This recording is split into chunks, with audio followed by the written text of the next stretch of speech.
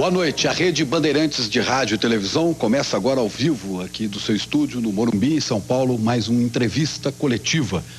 E o nosso convidado desta noite é mais um candidato à presidência da República, é o cardiologista Enéas Ferreira Carneiro, do PRONA, o Partido da Reedificação da Ordem Nacional. Enéas tem 55 anos, casado, 3 filhos, disputou a sua única eleição em 89 como candidato à presidência da República e na época teve pouco mais de 360 mil votos. O candidato do PRONA vai ser entrevistado por jornalistas da Rede Bandeirantes de Rádio e Televisão e temos aqui conosco os companheiros Antônio Teles, Luiz Gutenberg, Luiz Nassif, Alberto Luchetti e José Paulo de Andrade.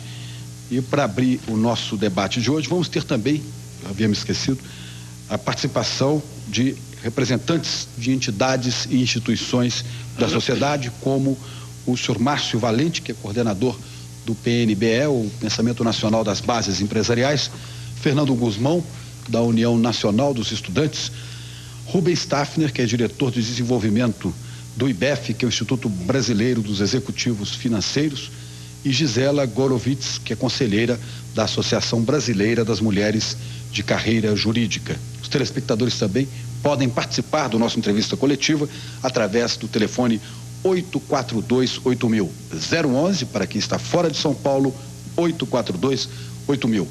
Eu quero abrir o nosso entrevista coletiva de hoje com a primeira pergunta ao candidato Enéas Carneiro. Boa noite, doutor Enéas.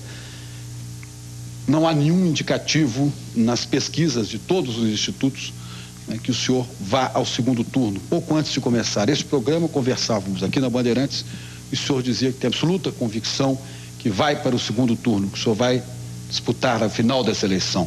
Em que dados o senhor se baseia, de onde o senhor tira essa informação? Boa noite ao senhor Francisco, boa noite aos senhores telespectadores e aos senhores jornalistas e à plateia. É exatamente como nós conversamos há pouco, eu repito a razão de ser da minha convicção. No quadro que se encontra aí, o quadro apresentado à nação, existe uma pessoa que representa os anseios da coletividade como um todo. É desagradável falar na primeira pessoa, mas não há opção. O único candidato que tem absoluta liberdade de movimentos para, em chegando ao poder, desenvolver uma atividade no nível de estadista, compatível com a realização daquilo que se chama a vontade nacional, sou eu. Em que eu me baseio para dizer agora que há perspectiva? Existe um calor gigantesco nas ruas, nas filas de ônibus, em todos os locais por onde passa e por onde meus amigos do partido passam. Existe um processo de contaminação, um processo do qual está participando a sociedade a partir da base da pirâmide. E eu digo ao senhor, nós estamos há mais de um mês no processo. Há exemplos já extremamente contundentes de eleições que se decidiram nos últimos momentos. E a nossa, quero crer, pertence a esse tipo, uma vez que o conteúdo nacionalista, a forma convicta, a maneira contundente, clara e irretorquível em que as nossas teses são apresentadas, farão com certeza com que a população, dentro de pouco tempo, mostre um índice. Doutor Enéas, qual é o modelo, o senhor como estadista, qual é o modelo de Estado que o senhor defende para atender os chamados anseios populares? E aqui, respondendo a pergunta do senhor, que já muitas vezes me foi feita, eu defendo um Estado que é forte, não um Estado fraco que aí se encontra. Um Estado técnico, onde nos cargos estejam indivíduos de preparo, que tenham nível de excelência, e não políticos escolhidos porque transitaram nos corredores do Congresso durante décadas, como está ocorrendo novamente aí. E o Estado intervencionista por excelência. Eu sei que essas teses se chocam com teses que o senhor inclusive apresentou, que eu conheço, mas eu estou expondo a sua pergunta. Quando o senhor pergunta, o Estado já o caracterizei, direi mais, um Estado nacionalista.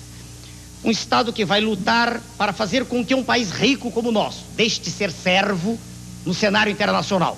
Uma vez que é ponto de vista meu e do grupo que está comigo, que riqueza não é um papel pintado. Riqueza não é um papel emitido nos Estados Unidos. Riqueza é um subsolo como nós temos, o mais rico do planeta.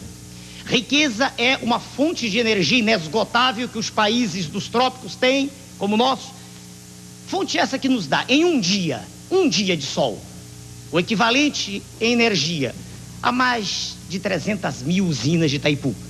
Os países ditos ricos não têm energia. Se não tem energia, não tem nem futuro. E por isso é que existe toda essa gritaria internacional, né, da qual infelizmente fazem parte dirigentes nossos, no sentido de tentar convencer a população brasileira que ela não tem futuro, que ela é pobre mesmo e que tem que abrir o mercado, abrir tudo. Essa é a nossa tese. O governo nosso será absolutamente nacionalista. Quanto à forma do poder nazista, quanto à inspiração panteísta, não é isso? Bom, quanto à ideologia, seria uma tecnocracia. Seria... O senhor está perguntando ou está afirmando? Se o senhor está afirmando, eu me calo. Se o senhor está perguntando, eu respondo. Eu estou tentando estabelecer uma relação entre o que o senhor afirma e os modelos que nós conhecemos. Não, eu quero saber se eu tenho o direito de responder. Claro. Pois não. Se fosse uma assertiva, eu me calaria. Eu sou disciplinado. Claro. Se o senhor disser é assim, eu me calo. Eu estou num programa dos senhores. Eu estou num programa dos senhores com regras e obedecerei às regras. É para responder. Claro. Não é nazista uma vez que o Partido Nazista foi criado, já existia antes o Partido Operário Alemão, depois se transformou em nazista. Mas ele teve como seu líder máximo representante o senhor Adolf Hitler, que partia de um pressuposto ideológico que é diametralmente oposto àquele que nós do Prona defendemos. Aliás, no primeiro parágrafo, né, daquilo que foi o manifesto nosso, que está registrado em cartório e à disposição de quem queira lê-lo, está escrito assim: nós, brasileiros de todas as partes, de todos os credos, de todas as raças, eu quero crer que esse primeiro pressuposto já se choca frontalmente com a tese nazista, que o senhor deve conhecer muito bem, discriminação. Primeiro ponto. Por acaso, pessoas de todas as raças, de todas as partes assinaram esse documento? Olha, eu tenho... Aqui na plateia tem um colega japonês que é da raça amarela. Eu tenho colegas... Eu sou mestiço, claro, dá pra ver, né? Descendo de brancos, negros e índios. E tenho colegas negros na Executiva Nacional. Eu não fui procurá-los para ter representantes, não. Os indivíduos não são bons ou maus porque são brancos, negros ou amarelos. Eles têm uma bagagem genética e essa bagagem recebe influências do meio e coisas boas ou más vão vicejar na dependência da estimulação externa. Então, você poderia relacionar todas as ações, todos os serviços que vão ser prestados pelo Estado nesse modelo que o senhor defende? Perfeito. Pergunta clara, como é natural. Bom, primeiro, o Estado vai intervir no sentido de evitar o que vem ocorrendo. Vamos falar de riqueza. A desnacionalização das nossas jazidas. Isto é um crime contra a soberania nacional.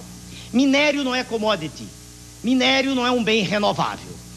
E os nossos minérios do subsolo são mandados para o exterior de há muito, né? Como se fossem bens renováveis. Eles resultam, veja o senhor, de um processo geológico numa escala de tempo que é muito superior à de uma vida humana. Então, enquanto os Estados Unidos detêm suas reservas estratégicas, nós exportamos como se fossem bananas as nossas riquezas, das quais o nosso pobre povo não tem nem noção, não tem nem ideia de que existem. Isso se refere a manganês, a ferro, manganês fundamental para siderurgia, ferro, isso para estânio, isso para alumínio, na bauxita, inclusive bauxita refratária, e isso valeria uma hora de discussão, mas saiamos deste assunto para outros. Pretende-se a cada instante, e eu ouço isso, e houve uma tentativa colossal de quebrar-se o monopólio da Petrobras. O nosso partido é radicalmente contrário a isso, e digo por quê para o senhor. Uma empresa eficiente, uma empresa que em 40 anos de existência investiu mais em capital do que todas as multinacionais instaladas no país em 100 anos. Elas todas investiram 72 bilhões de dólares. A Petrobras sozinha investiu 82 bilhões. Pode interromper. O senhor é um grande profissional aí de cardiologia. O senhor ganhou essa excelência técnica de mão beijada ou o senhor disputou muito para chegar onde chegou? Não entendi. O senhor é um grande especialista em cardiologia. Nós conhecemos a sua reputação. Muito obrigado. O senhor chegou onde chegou? De mão beijada, ou batalhou? Eu cheguei através do esforço extremo, que é o esforço que a Petrobras fez desde 1954. Por que peraí. A Petrobras perfurou algumas centenas de poços. Os Estados Unidos, eles perfuraram dezenas de milhares. Estão num patamar que é pequeno. Por que a competição pode ser ruim para a Petrobras, no caso? é simples. Petróleo é energia. Aliás, do nosso ponto de vista, está saindo isso no nosso livro, que estará, se Deus quiser, para toda a imprensa à disposição, lá pelo final do mês, o nosso projeto completo de governo. A Petrobras, o senhor perguntou em que seria, perdão, perdi. Por que a Petrobras, a competição seria nociva, a Petrobras, se ela será tão estimulante em outras áreas? Sim, eu respondo ao senhor. O grande problema não é a competição, ela é extremamente válida em muitas áreas. A questão é que energia é poder. Energia, não há nada que se faça no mundo sem energia, nada. Nem no nível da matéria inanimada, nem no nível da matéria viva. Se nós não nos alimentarmos, dentro de pouco tempo pereceremos. E, no nosso ponto de vista, é perigosíssimo, dado um fato que é notório para qualquer pessoa que tenha um mínimo de lucidez, ou poder que tem o capital estrangeiro aqui, hoje, no nosso país. É perigoso, do nosso ponto de vista, que se quebre o monopólio, no sentido de que atrás de capital nacional, quer dizer, como existem de mineradoras, quer dizer, como ICOME, por exemplo, um nome nacional, mas atrás venha um potencial gigantesco, né, de países do primeiro mundo, do G7, e que nos tire aquilo que nos dá soberania. Nesse sentido apenas, nesse momento em que nós dizemos que não faz sentido, do nosso ponto de vista, que se abra o monopólio. Mas deixa eu só entender Entendi perfeitamente, senhor. Jazida embaixo da terra não é riqueza. Opa, aí eu discordo do senhor. Ela vira riqueza quando é trabalhada, quando se vende, quando se trabalha, quando se utiliza na siderurgia, embaixo da terra. Como é que o senhor pretende, no caso aí, segurando as jazidas, como é que o senhor pretende fazer uma exploração? De que capital que o senhor acha que o Brasil pode dispor para fazer uma exploração? Qual seria a exploração racional dessas jazidas? Perfeito. Bom, primeiro, eu me permito discordar do senhor, e não vai nisso de respeito. É o natural das discussões, claro, né? O papel não é riqueza. O papel é apenas um instrumento de troca, mais nada. Riqueza é aquilo que eu tenho, aquilo de que eu posso lançar mão. O minério é riqueza. Se o senhor disser, não é em ato, do ponto de vista aristotélico, é em potência, sim. Mas pode ser transformado. Precisaremos de um empurrão. Nós temos hoje riquezas em papel no Brasil que estão se esvaindo de forma criminosa. Isso não é noticiário, né? Isso não sai nas primeiras páginas. Honra ao mérito, há poucos dias atrás saiu no jornal O Globo, né? Uma notícia pequena, mas saiu. Nós pagamos valor extraordinário de serviço da dívida interna, e o senhor também conhece o assunto muito bem. O Globo publicou em torno de 4 bilhões de dólares mês passado, mas ele se referiu apenas ao pagamento dos títulos que estão em poder do público. Ele não se referiu aos títulos que estão no Banco Central, aos quais o Tesouro também paga juros. Não, isso aí é nula. Desculpe, é nula. A informação, eu vou dizer a fonte. É soma de zero, hein? Não. A informação, chequemos depois. Os telespectadores, os senhores, é do professor Dércio Garcia Munhoz, que é titular de Política Econômica da Universidade de Brasília. É equivocada essa informação. Então o senhor discorda do professor Munhoz. Muito bem. O Globo diz 4, eu não tenho números na mão, eu vi apenas com a caneta na mão, não tenho nada para lhe mostrar. Estou com a cabeça apenas. 4 bilhões de dólares foi o número publicado. Então trabalhamos com 4 e não 6, que é a informação de que eu disponho. Ano passado, em 93, agora o dado é oficial, não há como negá-lo. O Serviço de Saúde todo do Brasil teve um aporte de 6 bilhões de dólares, quando deveria ter de 12. Então o senhor imagina, aceitando o seu número, que eu não tenho como provar que o meu é real, quase tudo que se gastou em um ano está sendo gasto. Tudo bem. Agora você tem a saúde e tem o investimento em minério. Por favor. Tá, desculpa. Eu estou só dizendo que, durante a década passada, 100 de bilhões de dólares, 100, um valor vultoso, foi gasto pagando serviço da dívida interna. Eu não estou nem falando, veja o senhor, no descaminho. Eu não estou falando no que sai pelas fronteiras, eu não estou falando em pedra preciosa, é nada disso. Eu estou falando naquilo que é pago oficialmente para um sistema financeiro que está apodrecendo a nação. Aliás, não é só a nossa, todo mundo considerado em desenvolvimento, que não tem nada de desenvolvimento, que é subdesenvolvido mesmo. Esses valores são monstruosos. Não se necessita dessas cifras tão grandes para atuar, veja o senhor. E ainda mais porque, se o senhor trabalhar com o minério, imediatamente quando o senhor o retira, e se o senhor o manufaturar... Tem que ter capital. Não, porque esses 6 bilhões que o senhor falou, esses 4 bilhões... 6 bilhões. Os 4 bilhões da dívida interna, se o senhor somar ao que falta à saúde hoje, vai dar para atender a saúde. Não, mas aquilo foi o ano... Senhor Luiz Nassif, aquilo foi o ano inteiro. Isso aqui é um mês. Não comparemos a escala. Um mês, esse serviço da dívida, por favor, esse serviço da dívida é de um mês. Aquilo foi o ano todo. Não, isso é de certeza absoluta agora. Sou médico, por favor. Isso aqui é um mês. E o serviço de saúde foi um ano. Um ano. E tem médico aqui do lado, 4 colegas meus, por favor. O Serviço de Saúde do Brasil recebeu durante o ano inteiro 6 bilhões de dólares. O povo não sabe disso. Reclama porque o hospital está caindo aos pedaços. E os senhores financistas que vivem sem fazer nada, especulando, recebem por mês isso. A diferença é um mês para um ano. Então, recursos há. Como daqui a pouco falaremos da Previdência, recursos há de sobra.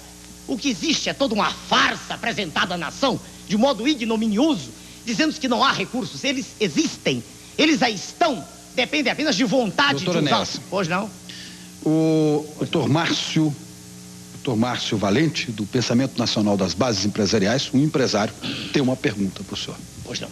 Doutor Enéas, na eventualidade da sua vitória nas próximas eleições, eu gostaria de saber o que iria mudar na vida das empresas.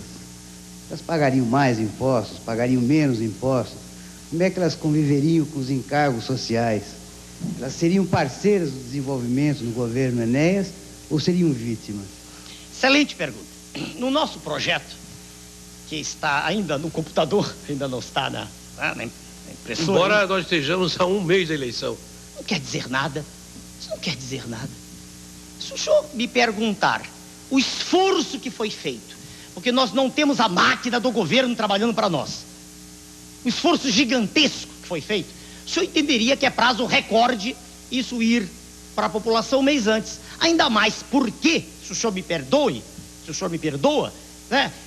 Todo o que está escrito no livro que eu estou dizendo aqui, no nosso partido não existe a contradição tão comum no meio político de dizer-se uma coisa hoje e amanhã o oposto, na dependência de um vice-presidente que entra ou que sai. Por favor, eu não quero que os senhores me amem, mas pelo menos respeitem um trabalho sério que está sendo desenvolvido. O senhor está um mês de modo irônico. Um mês é tempo de sobra para quem não é imbecil para entender teses. Agora, se o sujeito precisa de um ano para entender uma tese, ele deve dosar urina, porque ele deve ter oligofrenia fenilpirúvica. Muito por favor, bom isso. Um minutinho, eu É respondo muito ao senhor. bom. Não, agora, por favor. A pergunta do Muito senhor bom. Márcio Eu vou responder ao senhor, Valente, por favor. do PNB, por Vou favor. responder, por favor. Como é que é o negócio? Senhor Márcio, eu repito se for preciso daqui a pouco. Senhor Márcio, não há contradições. Empresa é fundamental, quando se fala em economia de mercado. O Prona não é socialista, ponto. Não tem essa posição dúbia, ambígua, de se dizer, quando interessa, a favor da iniciativa privada. Quando interessa, não. O Prona é a favor da iniciativa privada, ponto. Primeira etapa, respondido. Claro. E quando eu digo isso, digo de modo irretorquível, irrefragável. É a favor da iniciativa privada. O senhor não está falando num governo intervencionista? Como é que fala? Eu assim eu não termino de responder. Um minuto, terminarei. Essencialmente, o primeiro ponto meus do colegas seu, que aguardassem no próximo bloco do seu eu gostaria programa, que o senhor eu respondo a completasse. cada um de cada vez. Eu gostaria que o doutor Enéas completasse a pergunta do empresário termino já. Márcio Valente e a Pode gente ser. vai para o intervalo comercial. Perfeito. O empresário. Para ser específico, depois a gente desenvolve, o Estado pode agir em duas coisas. Não o faz porque é fraco, extremamente fraco, porque os governantes têm sido pacóvios, títeres, bonecos na mão do capital. Como é que o Estado pode intervir? Pode intervir em tributação e em taxa de juros. Briguem à vontade, discutam à vontade, mas é nossa tese, nós a defenderemos até o fim. Taxas de juros e tributação. Então, no caso específico que o senhor perguntou da empresa, a tributação que é paga hoje é algo absurdo, é algo inconsistente, é algo ilógico. O Prona tem um projeto. Nós, num tempo recorde, trabalharemos com 4 impostos, 2 federais, 1 estadual, 1 municipal. E iremos até, isso já está escrito, está no computador, né? Iremos até aquela faixa do imposto só, deixando a contribuição previdenciária de lado, mais para frente. Quer dizer, nós diminuiremos bastante as alíquotas. Faremos com que o empresário possa investir, porque diminuindo taxa de juros também, ele se sente bem para investir. Hoje, qualquer indivíduo que tem bom senso e quer ter lucro, ele prefere aplicar dinheiro, é mais fácil do que investir. Então as empresas terão o direito de viver dentro de um Estado, dentro de um conjunto em que a sociedade terá prazer de trabalhar e o empresário de investir. Haverá um retorno que hoje é mínimo. Hoje o retorno do capital próprio brasileiro é menor do que o internacional. Ele aparentemente é maior quando se trabalha com... Você vai ampliar o Estado? Como é que você vai ampliar o Estado? Só um momento, o senhor terminou? Terminei? Então nós vamos fazer um pequeno intervalo, entrevista coletiva volta daqui a pouco. Com prazer.